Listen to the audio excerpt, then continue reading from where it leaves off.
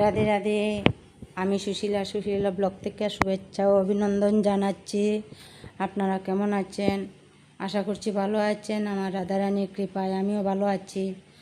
তো আজকে দেখুন আমি রাধা গোবিন্দর জন্য কিছু রান্না করে সেবা দিয়ে দিব, তাই শর্ট টাইমের মধ্যে একটু সেওয়াই বানিয়ে নিলাম। সেওয়াইটা খুব ভালো করে বানাবো। দেখুন এভাবে বাটিতেই বসিয়ে নিচ্ছি। বাটিতেই বানাচ্ছি, কেননা আমার অনেকগুলো কাজ আছে, তাই আমি বাটিতেই বানাচ্ছি। তো বাটিটা ধুয়ে নিব। আর কড়াইতে বসাইলে তো কড়াইটা ধুইতে অনেকটা সময় লাগে, তো অতটা সময় আমার এইদিকের সময় খুব কম।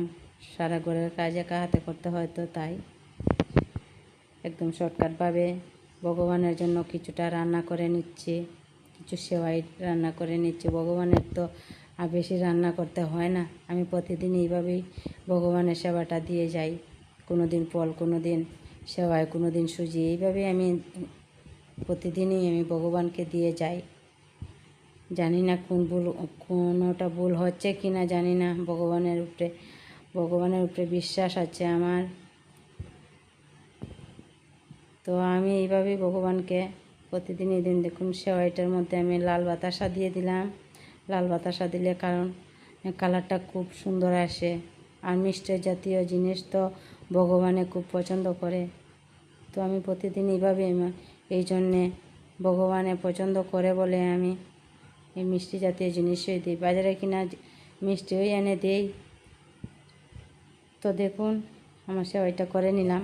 আর এদিকে ভগবানের চরণে তুলসীপত্র পুষ্পাঞ্জলি দিয়ে আমি আপনাদের সাথে শেয়ার করছি আমি ভগবানকে কীভাবে সাজাচ্ছি। দেখুন কতটা ফুল, বেশি ফুল দিয়ে ভগবানকে সাজাতে আমার খুবই ভালো লাগে। দেখুন আজকে অনেক বেশি ফুল আছে, খুব ভালো লাগছে ভগবানের কাজ করতে, কত ভালো লাগে।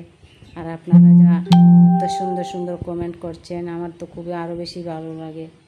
আপনাদের জন্য অনেক শুভকামনা রইল আমার থেকে। আর আমি ভগবানের কাছে প্রার্থনা করছি আপনারা যেন ভালো থাকবেন, সুস্থ থাকবেন। আর ভগবানকে বলছি, ভগবান তুমিও ভালো থেকো, আমরা সবাইকে ভালো রেখো, আর তুমিও ভালো থাকো। এইভাবেই এই প্রার্থনা করেই ভগবানকে প্রতিদিন আমি সেবা দিই বা প্রার্থনা করি, ভগবানকে প্রণাম করি,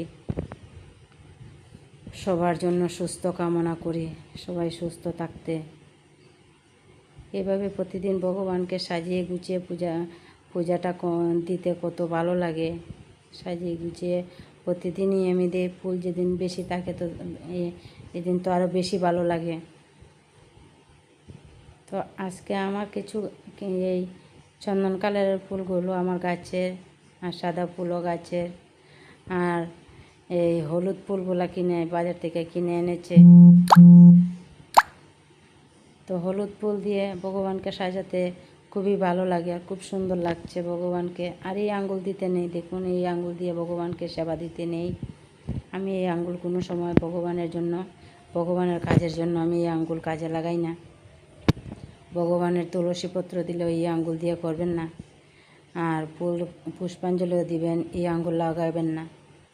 বা ভগবানের সেবার তুলসী গঙ্গার জল যখন দিবেন তখনও এই আঙ্গুলটা লাগে না।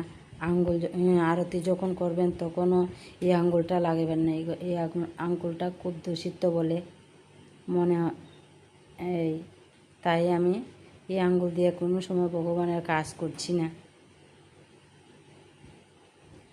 তো দেখুন এইভাবে আমি প্রতিদিন ভগবানকে সাজাই, কত সুন্দর লাগছে। আপনারাও দেখে নিন কত সুন্দর লাগছে, খুব ভালো লাগছে এই ভগবানের কাজ করতে, এভাবে কাজটা করতে। আর অনেকগুলো ফুল দিয়ে সাজাতে মনটা একদম ভরে উঠে। ভগবানের কাজ করছি, মনটা তৃপ্তি পায়। দেখুন কত সুন্দর করে করছি। ভগবানের তো এই কাজ, আমাদের সংসারে কত কাজ করতে হয়, আর ভগবানকে সাজানো, আর ভগবানকে অল্প তুলসীপত্র জল দিয়েই ভগবানকে সেবা দিয়ে প্রতিদিনই করছি।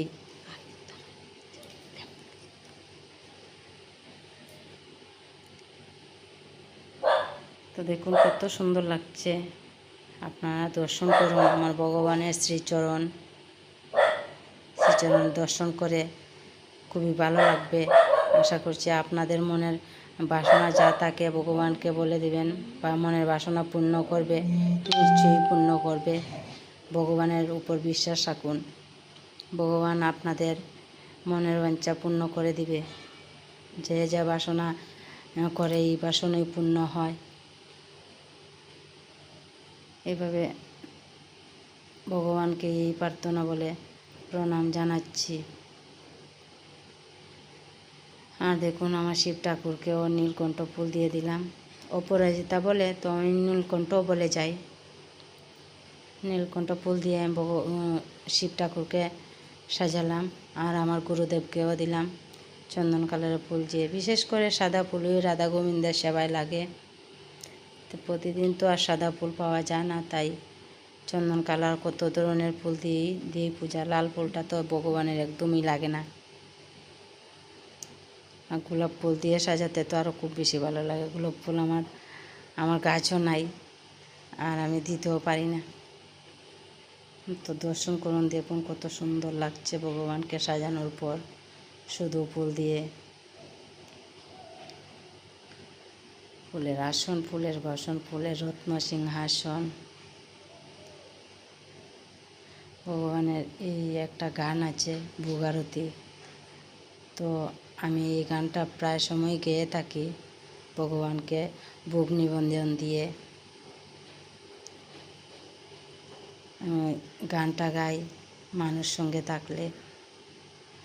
তো দিয়ে দিলাম ভগবানকে জল দিয়ে ভগবানের সেবার জন্য সেবাই দিয়ে দিব। সেবাইটা দিয়ে তুলসীপত্র গঙ্গার জল দিয়ে ভগবানের নিবেদন করে আমি দরজাটা বন্ধ করে রাখবো 5 মিনিটের জন্য। 5 মিনিট পরে এসে ভগবানের আরতি করে নিব। এভাবেই দিতে হয় ভগবানের সেবা। তো দেখুন, সেবাইটা দিয়ে দিলাম। সেবাই দিয়ে আমি তুলসীপত্র দিয়ে দিব। তো আমার যদি ভুল হয়ে থাকে, যারা জানেন ভগবানের সেবা কিভাবে দিতে হয়, যদি ভুল হয়ে থাকে আমাকে নিশ্চয়ই অবশ্যই কমেন্টে জানাবেন। আর আমার ভিডিও আপনাদের কেমন লাগছে কমেন্টে জানাবেন। অনেকেই আমাকে কমেন্ট করছেন, খুব সুন্দর সুন্দর কমেন্ট করছেন, তাই ভিডিও বানাতে খুবই মন উৎসাহ ওঠে। আর আপনারা যারা নতুন আছেন, ভিডিওটা দেখে যদি ভালো লাগে ভিডিওটা সাবস্ক্রাইব করে যাবেন, পাশে থাকবেন, কমেন্ট রেখে। আর সাবস্ক্রাইব করলে নিত্য নতুন ভিডিও এইভাবে আপনাদের সামনে যাবে। তো দিয়ে দিলাম ভগবানকে তুলসীপত্র, আর দিয়ে দিলাম গঙ্গার জল দিয়ে ভগবানকে নিবেদন দিয়ে দিব। শঙ্খ ঘণ্টা বাজাবো।